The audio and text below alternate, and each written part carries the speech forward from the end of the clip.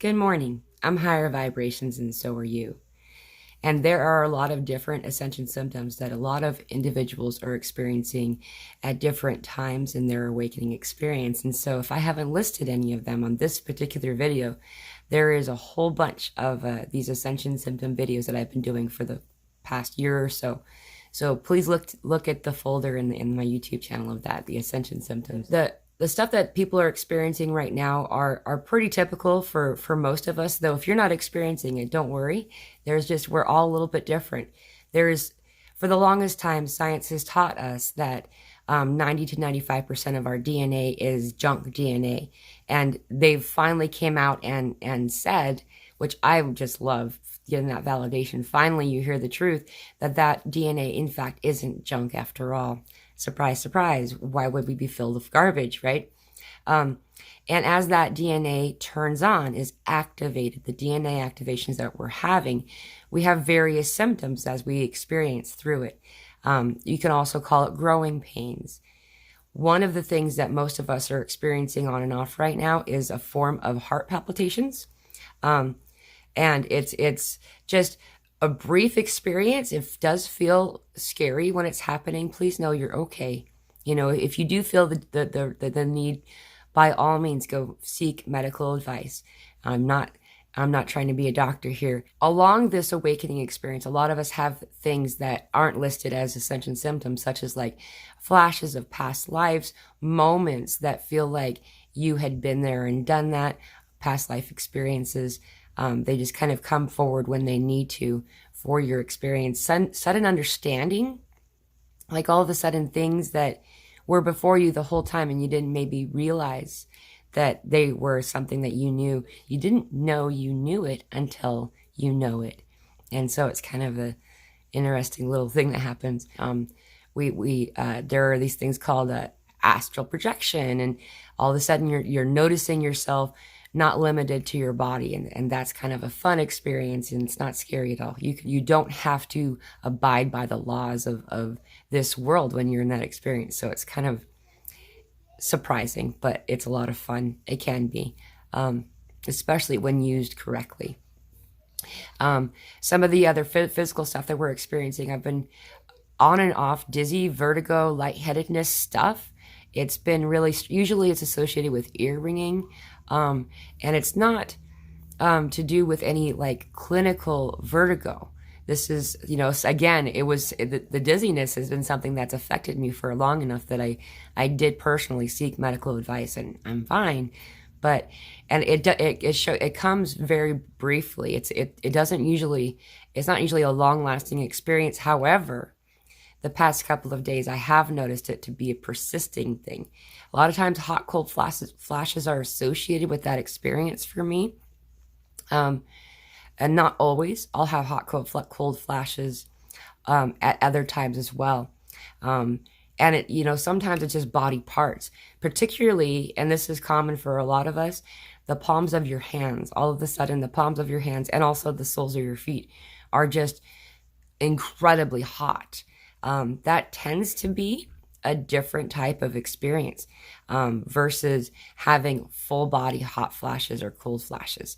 The palms of the hands and the feet I'll sometimes have to do with your chakras. We have chakras everywhere. We have somewhere around 144 chakras that are directly in our vicinity, but we're really taught about 7, right? And so as these other chakras like are activated and start to come online, we find there's a physical sensation associated with that. I remember the temple activation was really unpleasant for me. I had some really crazy headaches. There was one that went the main center of my head. I could feel a ravine with the tips of my fingers, like there was an indentation in my head, and it was really uncomfortable. That lasted a couple of days. It wasn't just me too. I had somebody else put their fingers in my head. It was really bizarre. And then all of a sudden it was gone. And I felt better, and I noticed different things about myself. And that definitely was a chakra activation experience. The chakra stuff that I'm having right now have mostly to do with, I don't know if that's chakra or not, the back of my head, down my neck, and down my upper spine. This really enjoyable tingly sensation is occurring, and the same that was happening at the top of my head after the ravine experience. It almost feels like, I don't know, energy tickling you. That's been happening to a lot of other people.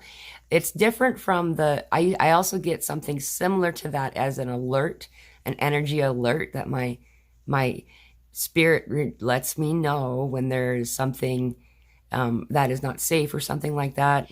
That's not what I'm talking about. This is more of a lasting and joyful experience. We've had a lot of dream chakra kind of stuff, which is the little crooks in the back of your neck. And that's also where your soul enters your body. And in that space, there have been a lot of activations. Some of us have blemishes there, growths, needing surgical procedures to remove them, things like that. There's just been a lot of happening right there. And that makes a lot of sense for where we are in our ascension experience as a collective. And so if you're having those experiences, just be aware that you're not alone and you're okay. The sleep disruption stuff that just varies in so many different ways. And honestly, it's different every night for me right now. I was going through phases of pretty much the same thing for a period of days or nights rather. And now it's just sporadic. So dream sensation, lucid dreaming, finding yourself, not in what you would anticipate to find in a dream experience, more of like coaching, guidance, and education. You're actually more likely than not in an astral experience, participating in Congress with individuals who are here to assist you. And the higher realms are definitely part of your experience. We have an army of light around us, each one of us. We do. It's really cool. And there's so many of them. So many that are just eager to be of assistance, and part of this game with all in, and it's really neat. And as we interact with those energies, we don't have to do that just in dream time or just in astral experience. They're here right now as I'm speaking to you. You can feel them. You know that they're there. And all we have to do is to ask. There is this thing that governs this space that we exist within called the law of free will. And as such, they don't typically come to assist us unless we ask for it. You've given consent, and so then they can come in, and they're excited to come in and help you. Help will always come when it's asked for. 100%. You have archangels, you have guardian angels, you have your guides, you have your higher selves, and other energetic beings that are present in your experience, which is also what a lot of individuals are starting to, for the first time, or maybe more than normal, are able to perceive these energies. It's really cool, and it comes through differently for every person. Some of it is orbs. A lot of us see orbs. A lot of us see the silhouette. It looks like a light silhouette. So like this individual is glowing faintly, but you can't really see what's inside, the being within as well. Others are seeing cool things like these cobweb like little things that are consistent color each, but there are several different colors, all these different beautiful colors. And they feel giddy, giggly, happy, just ready to be here and so happy to be part of this experience with you. The reason that we're starting to see them isn't that they just arrived.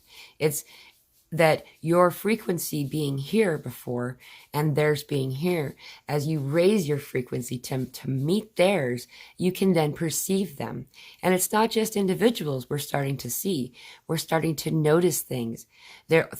Globally speaking, there's so many discoveries archaeologically that is occurring right now. And that has a lot to do with exactly that. Our vibration is raising up to be able to then all of a sudden something looks like it appears out of the blue, but it's always been there. It's simply you have moved. And it's just beautiful. Diet stuff has been changing a lot for everyone. And it's been an ongoing movement and change and motion. And it's kind of interesting to watch our bodies evolve in this way regarding food. When we eat, how we eat, what we eat, what we don't eat, like eating things that you didn't typically ever enjoy before, and now they've become some of your favorite foods. And the reverse is also true for previously favorited foods. They're suddenly just not palatable anymore. There's something that just doesn't taste right about them. Your body's acknowledging what's healthier and what's more correct for your form. And so just listen to your body. I came on as a full-on carnivore. I've always been, honestly, leading up to that, the time when it started to change for me. And slowly my body started to reject certain kinds of meat, and then meat altogether.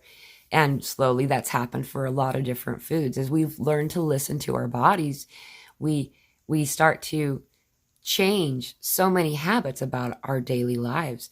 And it's kind of a cool experience. What's changed recently is, well, there's appetite issues. A lot of, you feel almost like you need or want to eat something, but there's just nothing around anywhere that actually sounds appetizing. And so we just kind of don't eat that at that time. And after you know it, before long, you find that you've gone perhaps several meals or even days without eating any solid foods, just drinking water, juices, and teas, and that's called unplanned fasting. That's been occurring a lot. The other side of that is that those of us who don't, those vegans and vegetarians, are suddenly noticing a craving, a calling to eat meat or to eat other things that you had kind of slowly omitted from your diet, for whether it's ethical reasons or your body's, asking you not to. In my case, all of a sudden this desire to eat these things are being presented right now. And, everything up to this point, my body's been telling me what to do, asking, pleading perhaps. After so many years of mistreatment and not listening, I started to listen. And she's always served me right. I've just listening to that. And so as these cravings come in, honor that, I say. Your body's asking for it for a reason. Other weird stuff, we're doing a lot of purging. Our body is pushing out things that we may have collected our whole life, toxin-wise. And toxin isn't necessarily a good or a bad thing. It's something that's not harmonious with our physical form.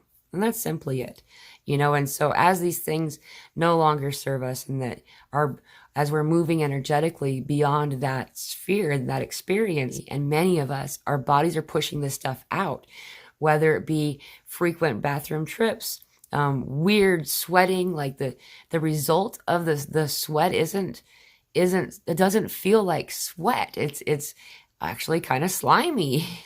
Along with that also, various types of strange, late onset, like not expected for our age group, even like acne, body acne, face acne, just weird. And it's just asking for that toxin that's been held there for however long to be released and to go someplace. And so it's leaving us, and that's great, and not to be afraid. There's also this rash stuff that we've had. It went away from me for quite a while, but then it started to come back a little bit, mostly on the legs and the arms. I found in my experience, I did find that I wanted to take more baths when the rash was occurring quite a bit more than it is now. Something that really assists us in this experience. There's a lot of things, if you can't go into nature, there are other options. However, going out into nature and to be in that experience, however long or wherever it is that you can do that, if that's possible for you, please do. Connect. Allow yourself to be present in that space. We absorb so much from the experience around us through the soles of our feet. The pores on the bottom of our feet are the biggest pores in our body. And that's why foot soaks and things like that are the most desired method for delivering herbal remedies, and so the same is true for walking barefoot on the soil, on the grass, out in nature, outside, not on the concrete. If you can do that on the dirt or some type of space, just allow yourself to be barefoot, and that transfer occurs. Our body draws in the minerals that we don't normally receive from other places in this experience, and And also it ionizes. We have a lot of ionization that needs to occur, especially now during all these solar flares and all this upgrade experience. And what that really is, it's taking the things that we have staticked up in our body and sending it down through the earth. And she knows what to do with it. We're not harming earth by doing this. It is a service that she's happy to provide. So to do that in the home, you can bring dirt into the home with you, a small bucket. You don't even have to have it big enough where you can put your feet into the bucket. You can sprinkle that on like a cookie sheet or something. That works just as well. And, 5 minutes a day, just setting your feet on top of that soil, it will assist you in that experience. I've done that in the past. Every winter, actually, I bring dirt into the house. 10 minutes with your hands. If you can't do your feet, it is a lot more fun to play in the dirt with your hands. And so if you bring it in the house, that's what I tend to do, is I play with it, and it's fun for children as well. There's actually a scientific breakthrough about that just came out not too long ago. The term that they're using for that practice is called earthing. There's all kinds of research done on that now, and they're using it in particular to solve seasonal depression. However, there's a lot more at work than simply that. However, that's really a cool result and useful. Just honor yourself and allow yourself to follow the guidance that you know is correct for you. The buzzing and the ringing in the ear. The buzzing is a new thing that I am finding to be a little bit disruptive. It goes away as soon as I go into meditation. And so it feels like my higher self or someone is calling me into meditation, asking me to take time to recenter, regroup. Meditation doesn't have to take any longer than 5 minutes a day. If you don't have any more than that, then that's okay. If you are in a working environment or you're around many people that you just need to take a moment and meditate and recenter, go to the bathroom. Go to the bathroom. If you're at work, close it, go into the stall.